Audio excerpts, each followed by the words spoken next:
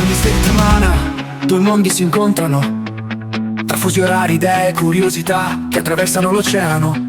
Dall'Italia agli Stati Uniti, un viaggio tra notizie e stili di vita, quel pizzico di follia che rende tutto un po' più smart e decisamente più healthy. Preparati a scoprire cosa ci rende diversi. Preparati a scoprire cosa ci rende diversi e ciò che in fondo ci unisce davvero. Oh oh, è la seconda stagione di Smart and Healthy con Fulvio e Piero. Buon pomeriggio per noi dall'Italia e buona giornata, buongiorno Piero per chi abita negli Stati Uniti e niente, insomma, come sapete il nostro consueto appuntamento del mercoledì, in questo mercoledì 8 ottobre 2025 con Smart and Healthy, siamo già, perché sembra, ma il tempo passa, siamo già alla terza puntata, caro Piero. Dice, terza puntata, la prossima settimana è già un mese che trasmettiamo, e capito? È passato veloce, passa veloce. In un attimo, in un battibaleno. Vuol dire che ci divertiamo, non lo so, guarda, esatto. Io no. Esatto, ci divertiamo. Esatto. Ma anche oggi sarà una puntata interessante. Ma sì, comunque, sì. Allora, intanto ricordiamo ai nostri amici una cosa importante, che entro fine anno poi vi daremo la data esatta, a causa delle attuali politiche di Spotify, stiamo migrando su una nuova piattaforma, poi vi daremo tutte le notizie a riguardo. Sì, noi stiamo cercando nel nostro piccolo di... Ma ora boicottare è una parolona. No, però diciamo di rimanere nell'ambito della correttezza. Di limitare l'uso di certe piattaforme. Esatto, di limitare gli abusi che vengono ormai eseguiti, perpetrati giornalmente. Esatto, perché è vero, noi singolarmente siamo delle gocce nell'oceano, ma tante gocce fanno un mare incredibile. Però è chiaro, su certe cose, su certe piattaforme, mi verrebbe da dire boicottiamo Google, difficile, limitiamo l'utilizzo del browser, limitiamo l'utilizzo difficile, meno di quanto credi in realtà. No, vabbè. Poi se uno volesse mettersi realmente a farlo, i modi ci sono, e ci sono modi decisamente più privati e più sicuri di girare su internet e di recuperare le nostre informazioni. Detto difficile, non impossibile, ed è fattibile. Assolutamente. Però se già iniziamo a usare un altro browser o altri browser che non siano collegati a Google, già, o l'email. Ora io capisco che per molte persone cambiare email da Gmail, che integra anche YouTube, perché il problema è anche quello. Cosa integra anche YouTube? Bisognerà cambiare anche la postazione. Dovrò fare un canale su Dailymotion, non lo so. Vabbè, sono un'idea. A volte credo che un po' come è successo ultimamente con la Disney, e avevamo parlato anche in una delle scorse puntate, il fatto che la gente cominci a boicottare, a ritirare abbonamenti, a far perdere soldi a queste mega corporation, sia proprio il modo migliore per dirgli: state facendo delle... E ti dirò di più. Dica. Ti dirò di più, anzi vi dirò di più. Perché tanto allora il filone principale, come avete capito ormai da diverse puntate, diciamo volenti o nolenti, non voglio dire purtroppo, volenti o nolenti, è quello di analizzare la situazione sociopolitica, culturale, economica di quello che sta accadendo attualmente tra Stati Uniti, Europa, Israele e quant'altro. Sì, a questo punto direi a livello mondiale, perché comunque non è più un confronto Italia-Stati Uniti come doveva essere all'inizio diciamo, quando abbiamo fatto la No, puntata della trasmissione, ma a questo punto è diventato qualcosa di molto più grande e generico, diciamo. Esatto. Stavo guardando, ora non mi ricordo chi l'ha pubblicato, c'è stato un video che raccontava di come alcune produzioni israeliane abbiano risentito del boicottaggio dei consumatori. Ci sono delle app per loro. no, assolutamente israeliani, perché poi come ti stavo leggendo prima di iniziare la puntata, c'è differenza tra israeliani ed ebrei. Loro vorrebbero fare gli ebrei sono tutti israeliani, ma non è così. È un po' come dire che tutti i musulmani sono arabi, cosa è assolutamente... No, allora diciamo la cosa può essere riversata al contrario, nel senso tutti gli israeliani sono ebrei, sì, certo. Perché comunque la religione ebraica è nata lì. Tutti gli ebrei sono israeliani? No, assolutamente. È lo stesso discorso. Tutti gli arabi o comunque la maggior parte degli arabi sono musulmani? Sì.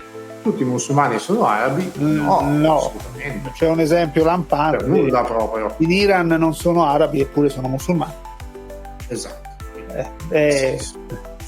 Tanto per dirne un esempio molto riduttivo, perché poi la regione islamica sappiamo però poi sono tutti quei luoghi comuni che servono a mantenere ignorante il popolo e a giustificare determinate azioni, come abbiamo visto in questi ultimi anni, che nella realtà dei fatti con la religione non hanno assolutamente nulla a che fare. No, c'entra molto e quasi soprattutto l'economia e queste motivazioni. Ma poi parleremo anche di quello più tardi, che non è un problema. Certo. E quindi ci sono app che vi dicono cosa è prodotto da Stati Uniti e anche cosa finanzia Israele, perché ci sono le ditte, a parte ci sono dei produttori di beni alimentari, bevande e cibo uguale, che finanziano e che sono cibi e bevande che non sono salutarissime, quindi già quello dovreste limitarlo da voi per salvaguardare la vostra salute. Non tutto, sì, giustamente. Sì, esatto. Per salvaguardare la vostra salute, non c'entra, cioè prima di pensare non compro tale bevanda alla caffeina che ha dato il colore a Babbo Natale, così non la nomino. Ma perché non dobbiamo fare? Facciamo i nomi di quello che sono le cose effettivamente. Va bene, chiamiamo le cose per nome, diciamo le cose chiare. La Coca-Cola, punto. Non abbiamo ammazzato nessuno. Fortunatamente no. Nel senso, le cose vanno chiamate per nome. Coca-Cola e tutti i sottoprodotti della Coca-Cola. Tutte le Coca-Cola, Fanta e Sprite in primis. Esatto. Ma poi ci hanno anche l'incoerenza, ecco, vedi, anche lì esplode il cervello. L'incoerenza dei governi in generale, si vuole puntare al Made in Italy e non si fa propaganda del Made in Italy, cioè ovviamente hanno creato a Torino, diciamo, non ha lo stesso gusto. Ho capito, ma non la bevete. Hanno la Mole Cola, che è una cola fatta a Torino in Italia, prodotta in Italia. Poi c'è chi è più, diciamo, filo palestinese, quindi compra la Gazza Cola. Io ti dico la verità, non l'ho mai trovata nei supermercati. L'ho provata a cercarla, ma non l'ho mai trovata. Quindi la Mole Cola, invece della Coca-Cola, comprate quella. Cioè, dobbiamo boicottare, come abbiamo detto in tante occasioni. Insomma, ce ne sono diverse opportunità. Ma poi per esempio anche un'altra app che sarebbe giusto citare, che è in giro già da parecchio tempo ormai, si chiama No Thanks, letteralmente, che tradotto sarebbe no grazie, e che è tranquillamente scaricabile da ambo gli app store principali, che fa proprio non solo una lista di quelli che sono i prodotti da boicottare, ma che spiega anche i motivi per cui questi prodotti sono da boicottare. Quindi anche quello effettivamente può essere un ulteriore modo di documentarsi rispetto a quello che effettivamente sta succedendo e quali sono le connessioni tra le varie aziende, pseudo-aziende, governi e quant'altro. Sì, cioè boicottare c'è modo e modo, ci sono tanti prodotti italiani validi, è questione di abitudine alla fine è una questione proprio di abitudine. Noi siamo abituati a comprare perché ci piace, perché ci fidiamo, non lo so, c'è questa anche falsa convinzione di fidarci di certi prodotti che però stanno finanziando, stanno dalla parte di questo Stato che sta commettendo qualche reatino, qualche reatino sembra. Gli abitanti di Rieti si chiamano reatini, quindi sì, no, non accomuniamoli con uno stato criminale, che non se lo meritano per nulla proprio. No, per carità, ho anche degli amici a Rieti che saluto. No, assolutamente, ci mancherebbe altro, tutte brave persone. No, non se lo meritano per nulla, anzi, tutt'altro. No, ma forse, vedi, anche lì qualcuno di molto più conosciuto andrebbe anche educato a quello che sono i reati che vengono commessi da questo Stato e che poi è lo Stato di Israele. Certo. Diciamo, diamo i nomi per come sono e per quello che sono effettivamente. Credo sia anche interessante, prima di andare avanti nella discussione, mandare un contributo principalmente in audio ma anche in video, poi per chi guarda la puntata sul canale YouTube. Quello è compito tuo per il video, quindi ci fidiamo. Sì, no, quello poi non è un problema. Un contributo audio di Saverio Tommasi, diciamo giornalista di Fanpage, inviato all'interno della flottiglia, che descrive effettivamente quali sono state le condizioni di come sono stati trattati gli ostaggi sequestrati da Israele in acque internazionali. E poi diciamo partiamo con la discussione odierna da lì. C'è poco da discutere, nel senso, chi ha sentito, chi ha visto, chi ha sentito, perché poi alla fine sull'account di Fanpage c'è la foto di Saverio Tommasi e l'audio che va. Chi ha ascoltato si è reso conto, cioè, che la situazione, ma questa la conoscevamo, è il segreto di Pulcinella, che tutti sono stati, come hanno detto, alla fine sono stati trattati come dei terroristi. L'unica cosa è che c'è da ricordare che da dove sono stati presi sono stati prelevati da acque internazionali. Sì, e anche lì cominciamo magari a fare un attimo una lezione di diritto del mare alla nostra Presidente del Consiglio e a tutti quelli che sono andati diciamo contro quello che è successo. E parliamo un attimino di diritto del mare, perché le acque territoriali di uno Stato arrivano fino alle 12 miglia nautiche dalla costa. Ora, 12 miglia nautiche sono circa 22 chilometri. Sì, esatto. Passate queste acque, si parla di acque internazionali che poi sono suddivise in diverse zone, ma siamo in acque internazionali. Le barche della flottiglia sono state intercettate dallo Stato criminale di Israele tra le 42 e le 70 miglia nautiche al di fuori della costa. Quindi già lì si parla di acque internazionali. Che Detto poi, ciò, sarebbe il caso di ricordare, vai. no, che poi c'è da pensare, no? 12 miglia nautiche non è che vanno col metro, no? Le hanno intercettati a 15 miglia nautiche, a 20 miglia nautiche, quindi siamo lì sul limite, quindi guarda, ti ho fermato poco prima, no, ti ho fermato a più del doppio, quindi Esatto. lontani. Cioè, mi viene da ridere perché diciamo che sapevano bene che cosa stavano facendo prima di tutto.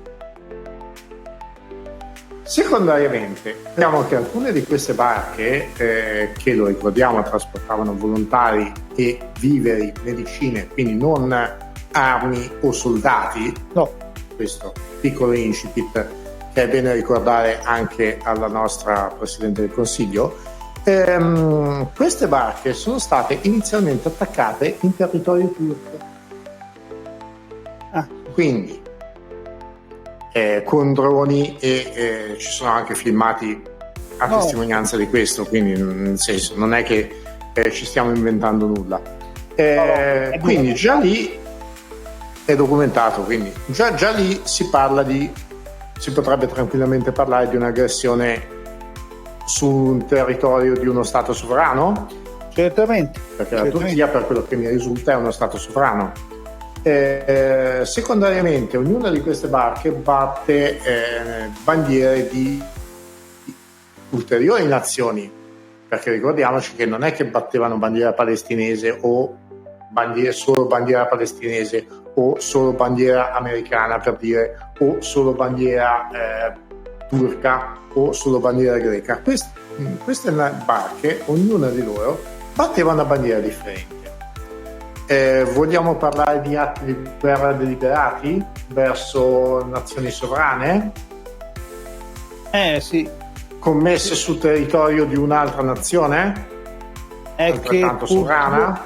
No, cioè, poi parliamone, assolutamente. La domanda però sorge spontanea, perché nessuno reagisce?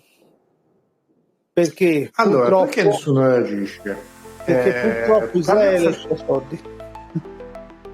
Non solo quello, mettiamola così, parliamo semplicemente di Italia e Stati Uniti, visto che per ora sono quelli che ci riguardano più direttamente.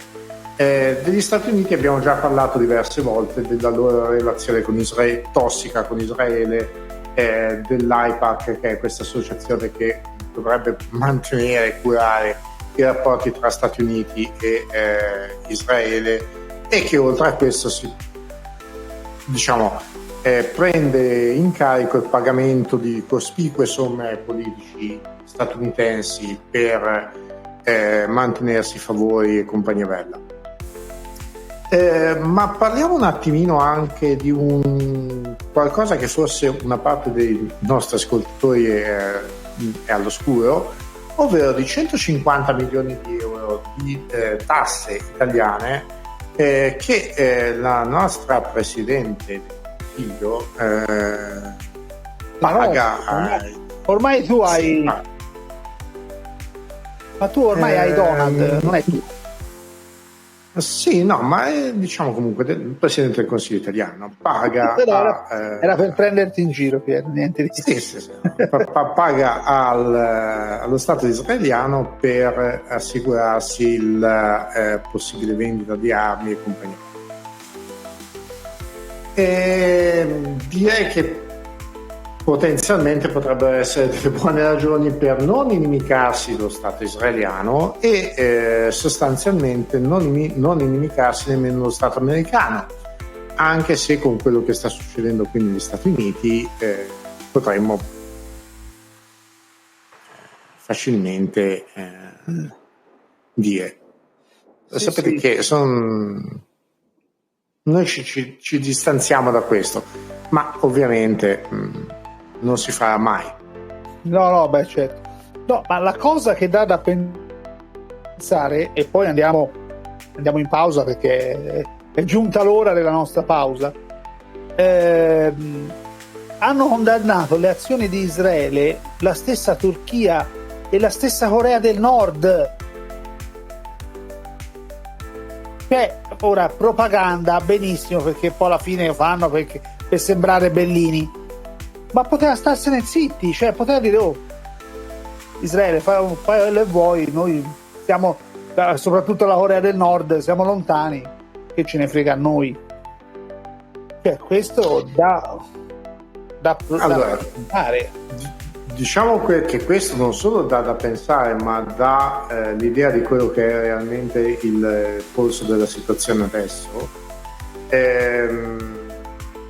Ti dirò di più. Allora, fino a 3 anni fa, sostanzialmente, pensavo che, ero convinto del fatto che comunque quello che purtroppo è successo un'ottantina di anni fa non era logico per tanti versi. Sto sinceramente iniziando a pensare che, nonostante tutto, e vedendo quello che succede da 3 anni a questa parte, le ragioni di fondo potessero non essere del tutto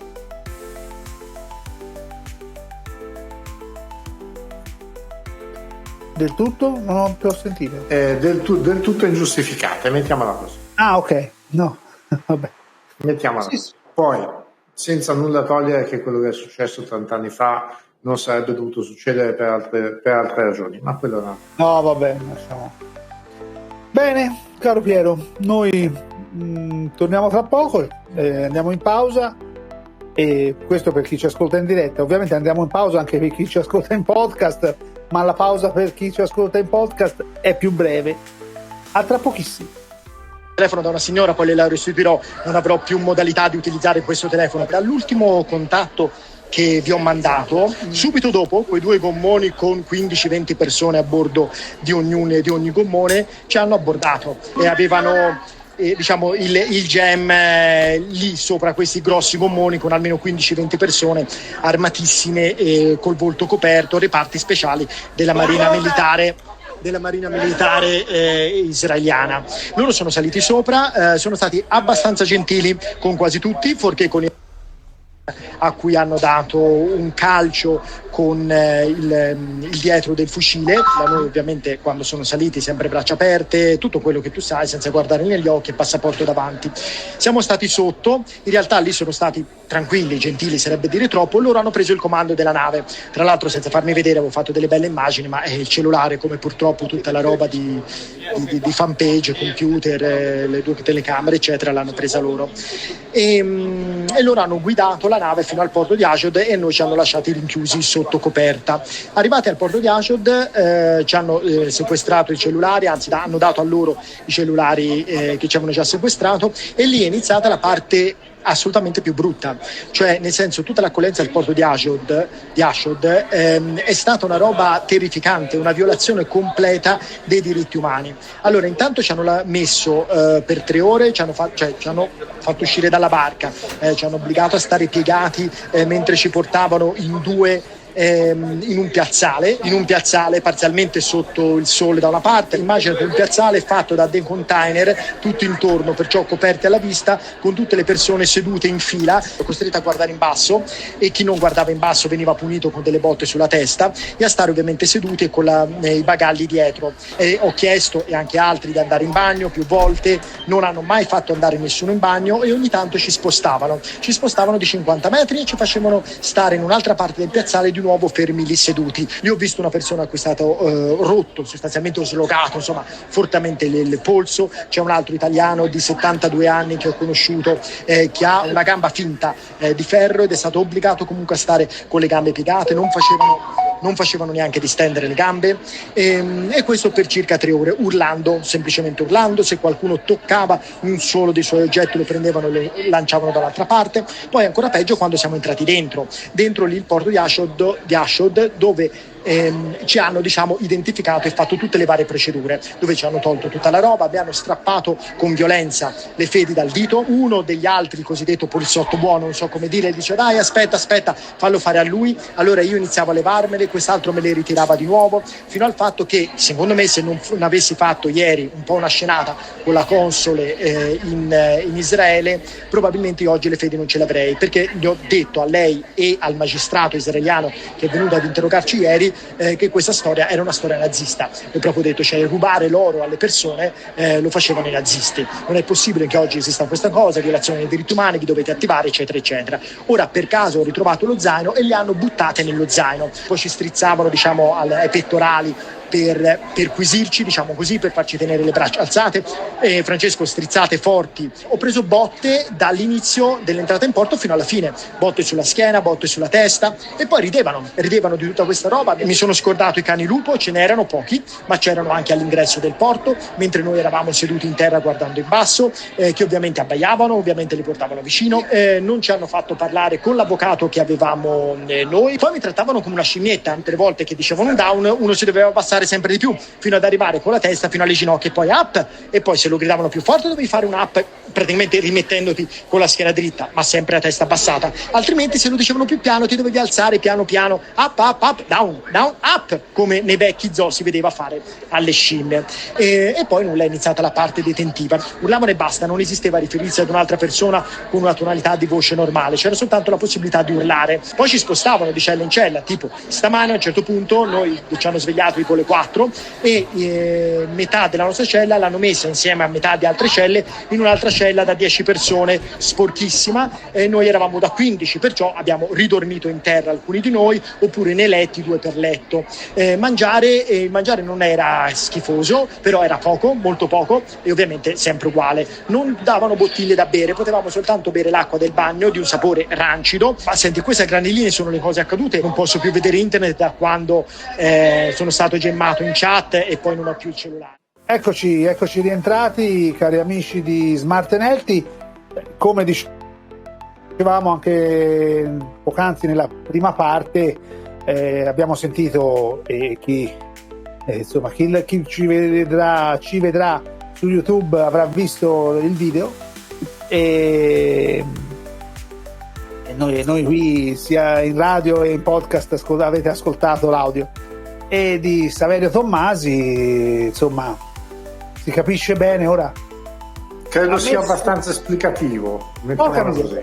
Se poi allora c'è, stavo cercando, perché abbiamo mandato l'audio in diretta, però cercando l'audio perché è su fanpage, quindi insomma seguite fanpage su YouTube, non tanto perché siamo promotori di fanpage, anzi seguite Radio Centro Web su YouTube così almeno però cioè, insomma si cerca sempre notizie e la veridicità delle notizie, insomma basta cercare le fonti un po' più attendibili.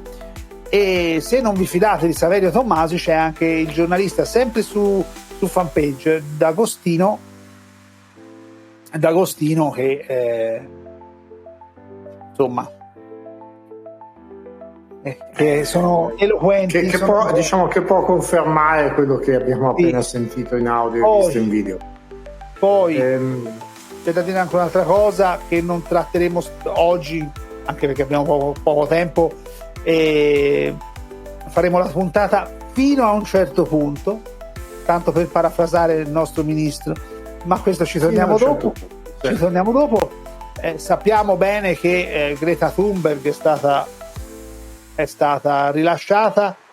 Non vogliamo affrontare questo argomento, lo affronteremo semmai settimana prossima per avere anche più materiale, più dettagli.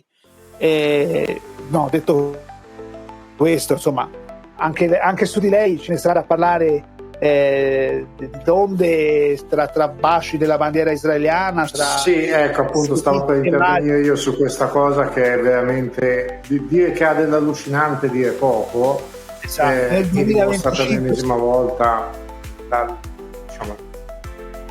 l'idiozia di questa gente, però vabbè, se ne parlerà in altro. No, era proprio perché qualcuno potrebbe dire ma allora non avete parlato di cerchiamo di trattarli pezzo per pezzo, ne abbiamo troppi.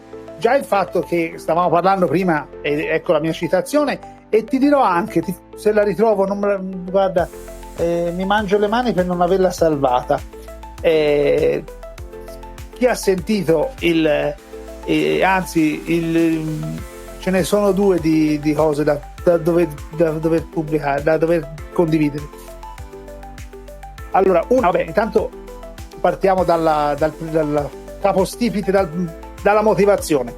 Il ministro Tajani ha così candidamente annunciato che il diritto internazionale vale fino a un certo punto. E la domanda sorge spontanea: come vale fino a un certo punto? Allora, c'è una mia provocazione. Non è tanto una provocazione, per certi versi non è del tutto sbagliato quello che ha detto. Diciamo che c'è un'unica ragione per cui teoricamente uno Stato può permettersi di eseguire un'azione tipo quella che è stata eseguita da Israele nei confronti delle barche della flottiglia, ed avviene quando il blocco delle acque territoriali di uno Stato è operato per motivi di guerra o conflitto armato. Sì, in questo caso può essere spostato lievemente, non che questi a 100 miglia dalle acque territoriali di uno Stato vanno e fanno che cazzo di pare. Però, il caro ministro, tu hai spiegato molto bene, diciamo, l'eccezione non per il quale il diritto internazionale vale fino a un certo punto. Lui si riferiva ad altro, però, purtroppo. Cioè, tu hai detto giustamente, in alcuni casi, soprattutto di guerra, il diritto internazionale assume altre forme, non è che arriva a 100 punti. Sì, allora non viene cancellato completamente, no.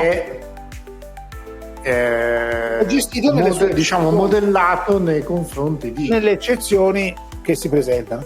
Lui intendeva un'altra cosa, almeno dai discorsi, poi magari lui pensava ad altro.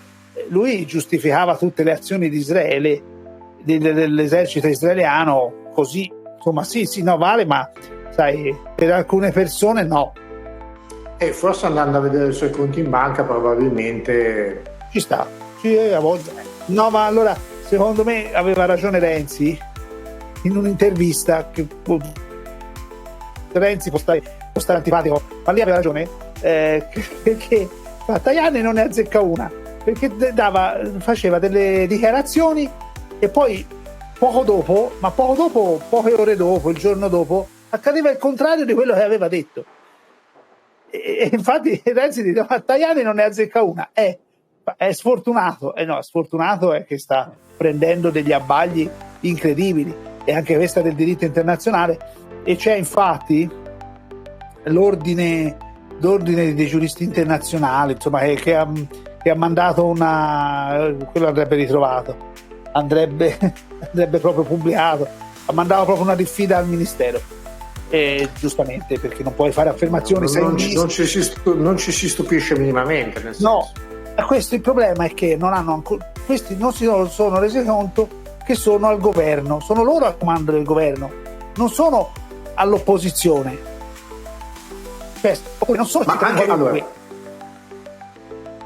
allora sono d'accordo con te, ma anche se fossi all'opposizione, ipotizziamo per un qualsiasi motivo si fossero incontrare, ma anche se fossi all'opposizione, informati, perché comunque sei una figura pubblica, sì, non puoi dire A quando è completamente B.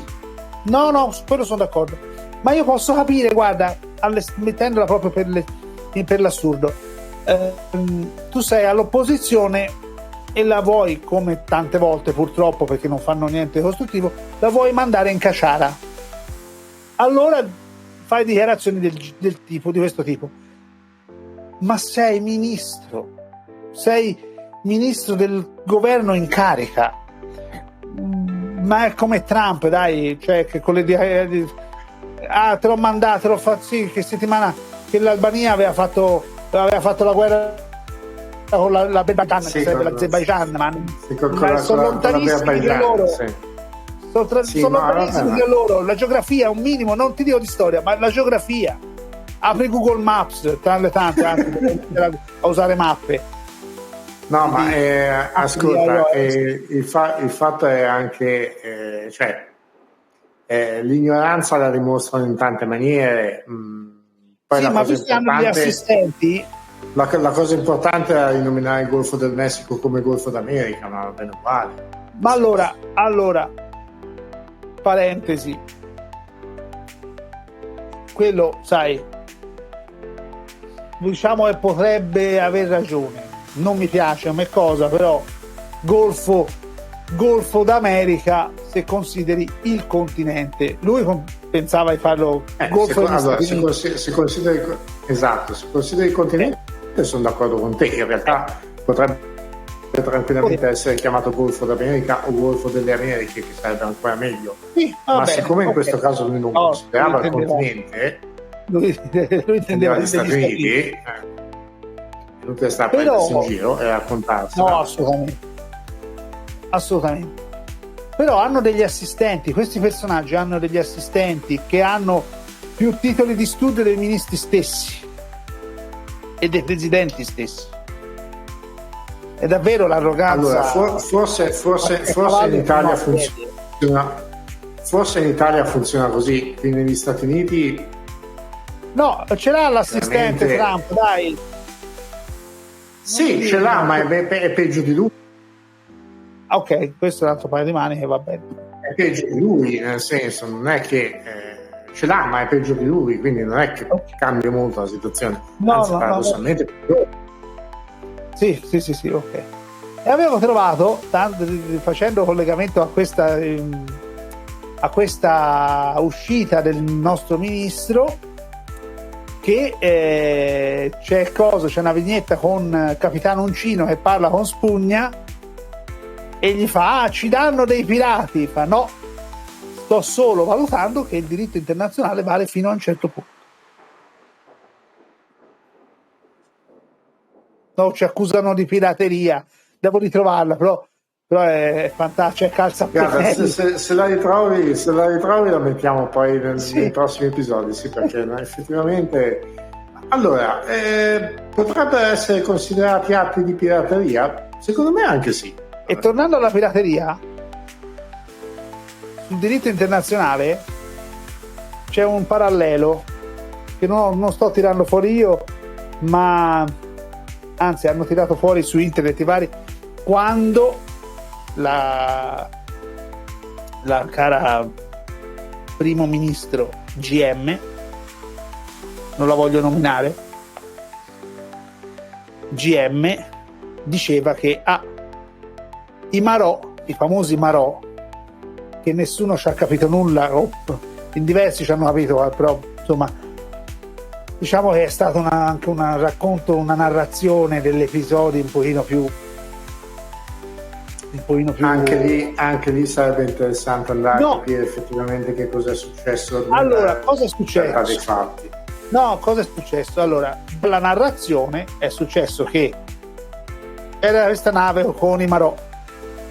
Ci sono state delle navi con pescatori, i pescatori sembravano pescatori, a loro gli sono sembrati pirati e hanno aperto. E questo è quello che tutti sappiamo effettivamente. È successo un parapiglia, loro sono stati accusati dagli indiani perché hanno attaccato una nave indiana, però sul discorso della pirateria, ed è successo in acque internazionali, tra parentesi, sono stati presi dalle autorità indiane.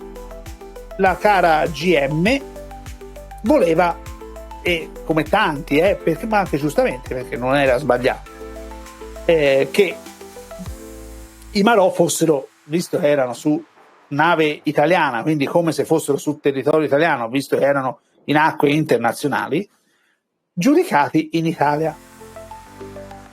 Poi è successo, sono stati rilasciati, poi la storia Però perché all'epoca tanto parapiglia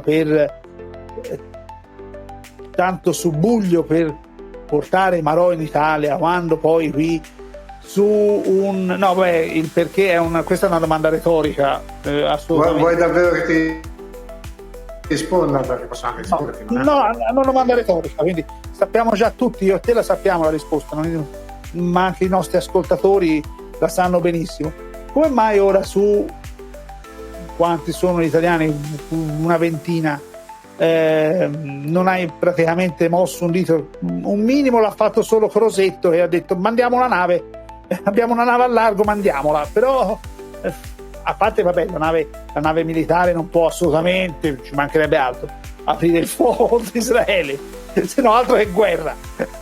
No, non lo può fare, perché sennò sarebbe un attacco. Ascolta, mettiamola così.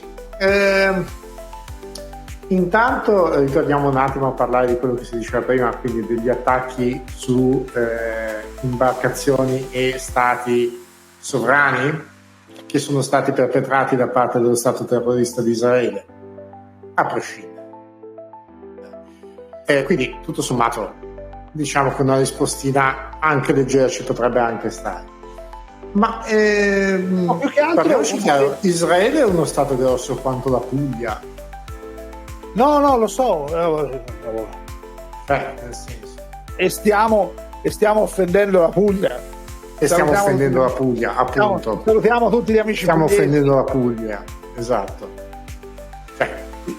Raderlo al suolo non ci vuole tanto, No, mezza giornata di lavoro se lo vuoi mettere proprio a farla lunga. No, va bene, ma a parte le battute, gli estremismi, ma non lo puoi fare. Però una cosa che mi sarei aspettato, e in passato lo sappiamo bene, perché Craxi, per quanto possa stare antipatico, può piacere, può essere piaciuto o non piaciuto, ma sul diritto internazionale aveva molto da insegnare. Ora non c'è neanche una presa di posizione, cioè non è che c'è nessuno che dica Israele, ma che Benji, che diamine stai facendo? Che diamine stai facendo contro di noi? Aspetta, ti faccio una domanda che riguarda un evento successo parecchi anni fa. Noi abbiamo qui Piero Marzullo. Noi eravamo molto piccolini, però ne abbiamo sentito parlare per parecchi anni, che tuttora. Ti ricorda nulla il caso di Ustica? Ah, vabbè, certo, un muro di gomma, chiaro. Sì. Lì non c'entravano gli israeliani, ma insomma c'entrava la Libia. Formalmente. Esatto. Americani e libici, sì. Con un aiuto dei francesi, ma quello è un altro paio di maniche. Esatto. Tra le altre cose hai citato anche un film che sarebbe molto interessante da andare a rivedere, Muro di gomma. Sì. Anche quello fa capire tanto. Fa riflettere. Ce ne sono tanti di film, tra le tante produzioni italiane, quindi sì, infatti. Ma è sì. Così. Sì, sono tutti queste sono retoriche, perché poi alla fine le motivazioni purtroppo sono sempre le stesse. La motivazione cardine è quella del vil denaro che muove il mondo. Esatto. Però mi sarei aspettato una presa di posizione, dicevo, conferenza stampa, perché tanto poi conferenza stampa a reti unificate, noi ci prendiamo distanze da Israele, perché posso capire gli interessi, anche se poi dovreste, anzi allora partiamo dal fatto, tanto siamo in fondo alla puntata, quindi avremo modo di riprendere benissimo. Ci sono state le manifestazioni, ok? L'unica cosa che contesto alle manifestazioni, anzi le uniche due cose che contesto alle manifestazioni che ci sono state, la prima è i fascinorosi che fanno casino, bisognerebbe prenderli e impacchettarli e mandarli davvero loro in Israele, e anzi a Gaza a cercare di sistemare la cosa. secondo, perché ci si muove anche giustamente, io non ti dico che siano sbagliate queste manifestazioni, perché smuovono più delle coscienze, però perché ci si muove soltanto in occasioni di questo tipo di ingiustizia, per carità, ma quando ci sono problematiche più legate, più vicine a noi, lasciamo correre? Certo, non ci sono morti di mezzo nel caso delle problematiche vicine. Non è vero perché quando si tratta dei morti sul lavoro bisognerebbe uscire in piazza e fare manifestazioni simili. Però perché è questo che io contesto, non tanto. Poi sì, è stato fatto giustamente perché le manifestazioni hanno smosso e il governo ha dovuto, si è reso conto che stava andando un po' troppo controcorrente, quindi ha dovuto, a partire da GM, fare dichiarazioni contro, un pochino, fino a un certo punto, contro Israele. Quindi le manifestazioni insomma, servono, però insomma, siamo un po' più coerenti. Diciamo così, questo almeno per come la vedo io, poi liberissimi di venirmi contro e quant'altro. La manifestazione è il punto, tra virgolette, di non ritorno. Non penso sia una questione solo perché allora adesso si parla di Gaza, allora scendiamo tutti in piazza. No. Penso che la questione sia un attimino più grande e sostanzialmente sia anche dovuta un po' alla situazione in generale che c'è in Italia da ormai parecchi anni. Certo. Sì. La gente sostanzialmente è stufa. Ah beh, sì. La gente è tirata all'orlo economicamente. Sento parlare di gente che offre letteralmente dei prezzi a dir poco scandalosi, delle paghe a dir poco scandalose a chi magari si fa il mazzo per arrivare a fine mese.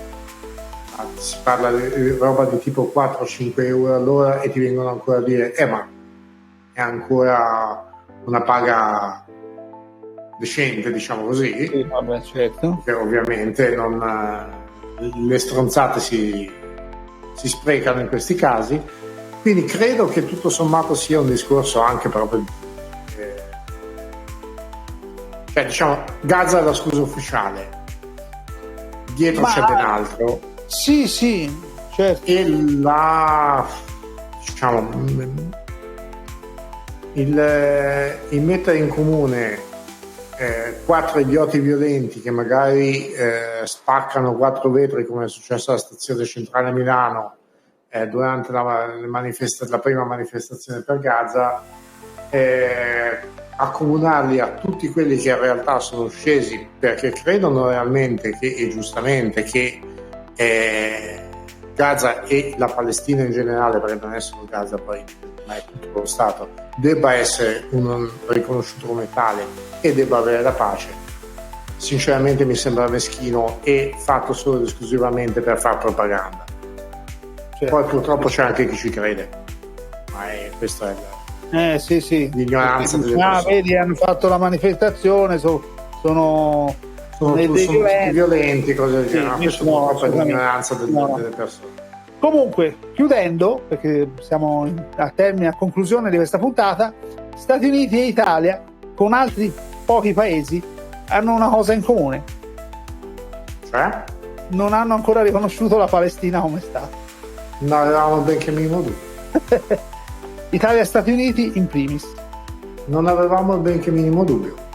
Bene. Non mi stupisce neanche minimamente. Anche qui manderemo un contributo di quelli che sono gli stati che effettivamente hanno riconosciuto e continuano a riconoscere la sovranità della Palestina. Ma allora, a gran voce, la maggior parte, non mi ricordo i numeri quindi non li dirò, la maggior parte dei paesi nel mondo hanno riconosciuto la Palestina come Stato, ok? Tra i quali la maggioranza, ho detto, quindi Francia, Spagna, Canada, Inghilterra, Gran Bretagna. Gli unici che non l'hanno fatto dei grandi paesi siamo noi, l'Italia, gli Stati Uniti e la Germania. Poi c'è anche altri stati, ma sono piccoli stati, quindi dice guarda, io riconoscerlo o non riconoscerlo, a me, io non ho peso politico, e quindi, però non è vero, perché anche San Marino ha riconosciuto la Palestina. Quindi, detto questo, noi daremo i numeri, già diamo i numeri per conto nostro. Ma a parte questo la date a pensare, e concludendo, fatevi tanto avete modo di farvi le vostre idee, ma ne riparleremo mercoledì prossimo, cari amici. Avremo modo di parlarne ampiamente mercoledì prossimo, che sarà il 15 ottobre, caro Piero. Davvero. E saremo alla quarta puntata, un mese di puntata, un mese di seconda stagione. Grazie Piero di essere stato qui, e niente, ci ascolteremo in podcast, ci ascolterete in podcast, e niente, alla prossima. Seguiteci, continuate a seguirci su Radio Centro Web e su tutti i canali, come abbiamo detto da sempre. Ciao. Esatto. Ciao. We are